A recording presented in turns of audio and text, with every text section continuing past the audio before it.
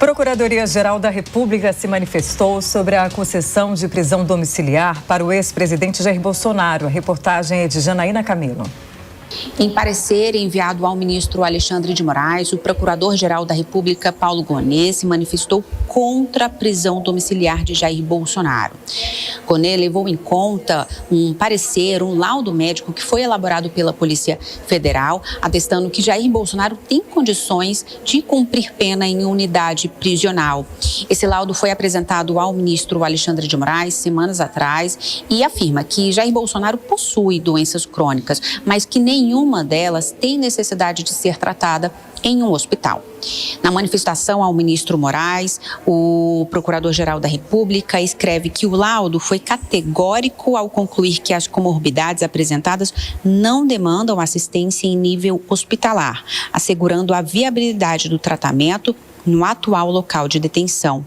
Gonet também cita algumas decisões anteriores do ministro Alexandre de Moraes indeferindo o pedido de prisão domiciliar, em que o ministro apontou risco de fuga e reiterado descumprimento de medidas cautelares antes do cumprimento da pena por tentativa de golpe.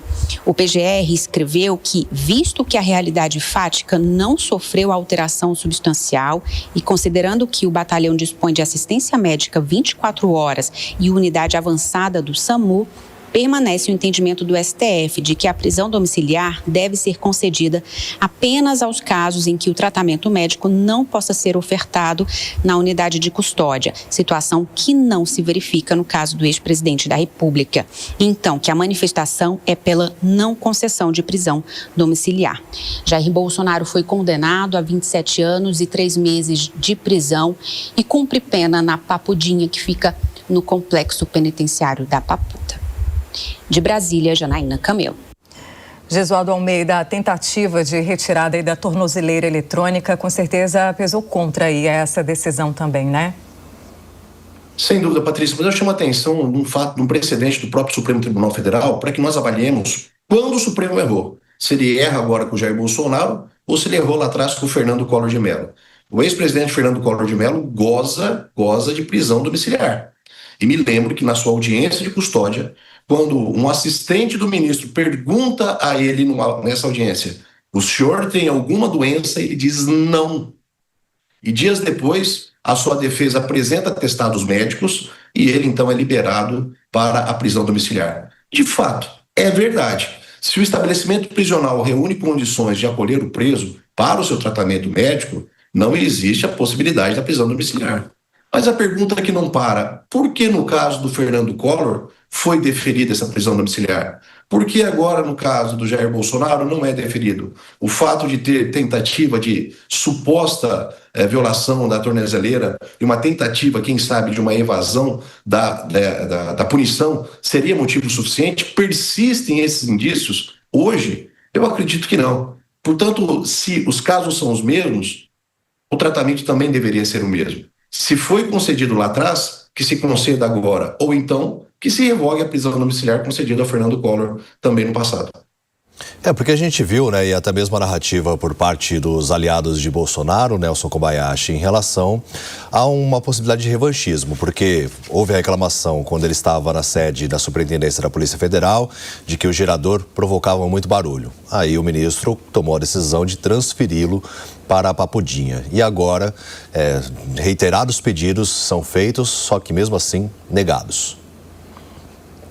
A questão da saúde do ex-presidente Jair Bolsonaro é o que mais pesa, né? Porque ele está numa situação degradante, de soluços incuráveis, aparentemente, mas que podem se amenizar por medicamentos que causam outros problemas, como desequilíbrio, tontura, o risco dele sofrer uma queda, como já sofreu, e as consequências de uma queda de alguém que está sozinho em um ambiente, até receber eventual socorro, enfim. Então é uma situação que parece indicar, sim, para a necessidade de uma prisão domiciliar. O Gesualdo fez uma comparação interessante com a situação do ex-presidente Fernando Collor de Mello, que também tem o regime domiciliar, e eu trago mais um elemento para essa comparação, porque muitos falam justamente a respeito da situação da tornozeleira. Mas o ex-presidente Jair Bolsonaro tentou romper a tornozeleira. Pois bem, tentou romper uma tornozeleira que esteve funcionando o tempo todo, inclusive naquele vídeo em que a responsável ali pelo objeto foi verificar a tentativa de violação e registrou aquilo. O ex-presidente Fernando Collor de Mello ficou sem funcionamento da tornozeleira eletrônica por mais de 30 horas. E veja que isso não foi suficiente para agravar a situação dele com uma determinação de prisão em regime fechado, por exemplo, naquele momento.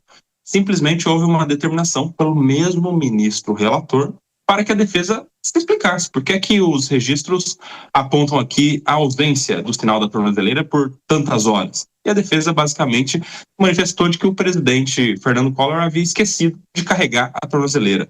Ou seja, se um tem problemas de saúde parecidos com o do outro, se um teve problemas de tornozeleira eletrônica, talvez mais graves, mais gravosos do que o outro, porque onde esteve Fernando Collor quando essa tornozeleira não estava funcionando?